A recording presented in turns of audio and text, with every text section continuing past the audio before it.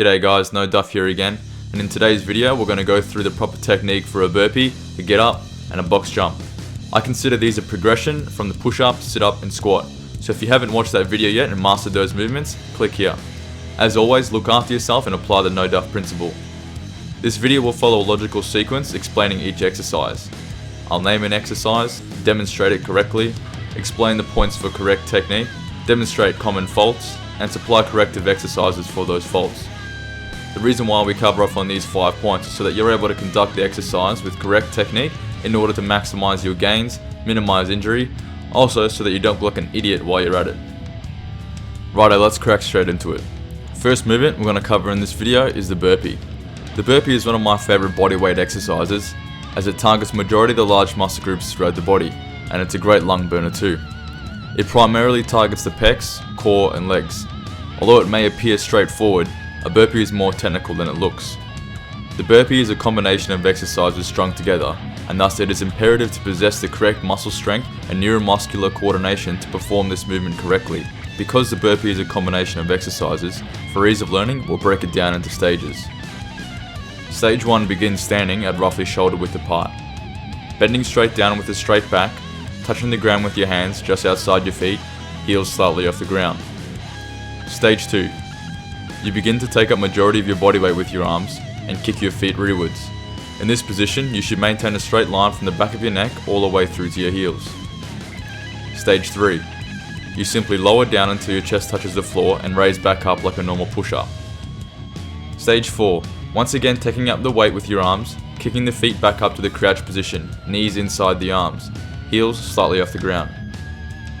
Stage 5. Powering through with your legs whilst maintaining a straight back, jumping up and clapping your hands in the air. You will then finish in the starting position. That is 1 repetition. That's what a burpee looks like when it's broken down into stages. I would highly recommend that you conduct burpees like these in 2 situations. 1. When you're learning and don't have the coordination to conduct the exercise efficiently, or 2. When you're extremely fatigued and your form is starting to fail. When you possess the strength, endurance, and neuromuscular coordination to conduct this activity, you can begin to link the stages together to gain a more fluid movement. One of the more common faults I see is where people don't bend in their knees to touch the ground. They're trying to touch the ground with as minimal amount of effort as possible. This is incorrect technique because it places unnecessary pressure onto the lower part of the spine and forces the hamstrings into an end of range movement. You want to ensure that you always bend down as if you're going to conduct a deadlift. Otherwise, that incorrect technique will translate into the remainder of your movement and you'll greatly expose yourself to injury. Another common fault is incorrect hand positioning. I see this one a lot and I'm not entirely sure why it happens. My only theory is poor technique, as this is the push-up part of the burpee. If you have incorrect hand positioning, your elbows will flare out and you'll be directing more force to be absorbed by your shoulder joints. And that's with push-ups. With burpees, the force is multiplied on your shoulder joints. You want to ensure you maintain that correct hand positioning at all times, so the elbows come in at approximately 45 degrees. Another one that creeps around a bit is the disengagement of the core. This usually happens once the athlete begins to become fatigued. Sometimes the person conducting the exercise has poor core strength. Whatever the case, sort it out because that hyperextension of the spine is extremely dangerous. Keep the core tensed at all times and maintain the straight line through the body, or your burpees will end up looking ridiculous. Fatigue is probably the biggest problem with burpees, but the easiest fixed. Fatigue will always set in with burpees because they're a true lung burner. You don't want your form to be sacrificed for repetitions. Once your form starts to go out the window, break the burpee down into stages before you injure yourself. If you can't link 10 burpees together, then break them down into stages. If you can't break them down into stages, try some of these regressional exercises. Push-ups, great for building the required upper body strength. Up-downs, awesome for getting the lungs burning and beginning that neuromuscular coordination. Mountain climbers, good for building core and shoulder strength. And jump squats, excellent for building explosiveness in the legs. Main points to remember are lowering down under control, regress to stages when you're fatigued, and to keep the core engaged. The next movement we're going to go on with is the get up, also known as a deck squat. Much like the burpee, the get up incorporates a combination of exercises. However, it doesn't require as much neuromuscular coordination. The Getup is a great exercise for the abdominal wall and the legs. Unfortunately, due to its nature, most individuals will experience mobility issues with this movement and won't be able to reap the full rewards. However, there are ways around the mobility issues that will still allow you to conduct the movement, however you won't gain as much benefit, but we'll cover that later. For ease of learning, the Getup is broken down into stages. Stage 1 begins laying on your back, heels together, arms stretched out behind you. Throwing the arms forward to gain momentum. Launch yourself forward and throw your arms through your legs. In this position, you should be flat on your feet and well balanced. Stage 2. Whilst keeping your feet together, start to push yourself upwards, straightening the back as you go up. Stage 3. Reverse the movement and lower down under control, returning to the position of heels together and flat on your feet. Stage 4. Slowly rocking backwards until your bum sits on the ground and throwing your arms rearwards, keeping the heels together. That is 1 repetition. That's what a Getup looks like when it's broken down into stages.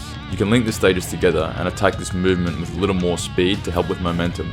However, do not roll unless you need to, and always lower under control. One of the most common faults I see with Getups is the incorrect positioning of the feet. You want to keep your heels together in order to maintain the correct setup, to force your knees outwards. Too often I see feet out too wide. This will cause the collapse of your knees inwards on the raise, forcing excessive pressure on the knee joints. Another fault that is quite common is having the feet too far away from your center of gravity, that is, in this instance, your bum. All this means is that you'll be unable to come forward into the crouch position. You want to simultaneously snap the feet to the bum and the hands forward to gain the correct momentum. This one gives me goosebumps when I see it, and that's not lowering under control. I don't know what people are thinking when they do this. I mean, you wouldn't sit on a chair with that amount of force, so why slam your ass into the ground? This one happens a lot when the individual becomes fatigued, and that is a bent back. You need to think of this part of the Getup as a squat. You wouldn't squat with a bent back, so why do this component of the Getup like this? Maintain a straight back and come down to the crouch position properly. Some regressional exercises that are beneficial for the Getup are the standard sit-up, which can be progressed into the butterfly sit-up, the squat, which can be progressed into the deck squat, keeping the heels together, lowering down with a straight back, slowly falling onto your bum and pushing yourself back up again. For those who suffer from mobility issues, first I would consider addressing the root problem of the mobility first, and then try these variations of the Getup. First variation is just a simple roll into the back to help gain momentum. Just ensure you always lower down under control. The next one is the cross-legged Getup. This one helps the most for those with unflexible hips as it forces the knees out wider whilst maintaining majority of the weight on the sole of the foot. Some main points to remember are lower under control, heels together near the bum, and maintain a straight back on the raise. The next movement we'll go on with is the box jump. The box jump is a great movement for building explosiveness in the legs as it gives your mind something to visually aim at. The box jump primarily targets the legs, but when conducted properly, the core is activated also. The box jump is relatively simple, however there are a few things you need to keep in mind. The box jump begins roughly a foot or two away from the item you're jumping on. You lower down in a similar fashion as if you were to conduct a squat, jumping up and forward, landing on the item about a foot in depth, fully extending the hips at the top. You can then do a one-legged step down or jump back off. That is 1 repetition. Keep in mind, for higher jumps, it would be wise to consider using your arms as momentum. Speaking of higher jumps, something you'll want to consider is arm positioning in the jump. Once you've generated momentum with the arms, launch yourself up and forward and land it on the box. You don't want to land with your arms outside the knees. This will reduce your overall max angle, which will reduce the overall height you're able to raise the knees. To combat this, you want the knees to be pushed out and have the arms inside the knees. This will increase the height your knees can drive upwards and decrease the distance your torso has to travel upwards. Keep in mind to maintain a straight back where possible. There aren't many common faults with box jumps, however the two I see the most is the inwards collapse of the knees when the individual is attempting to generate power. To combat this, attempt the box jump with your heels together. That will force your knees outwards. Another one I see a lot is just simply not completing the repetition. Ensure you fully extend the hips at the top to finish it off properly. Some regressional exercises to increase the power output for your box jump are the jump squat and the tuck jump. Some main points to remember are, ensure you force the knees out, arms inside the knees, and fully extend at the top.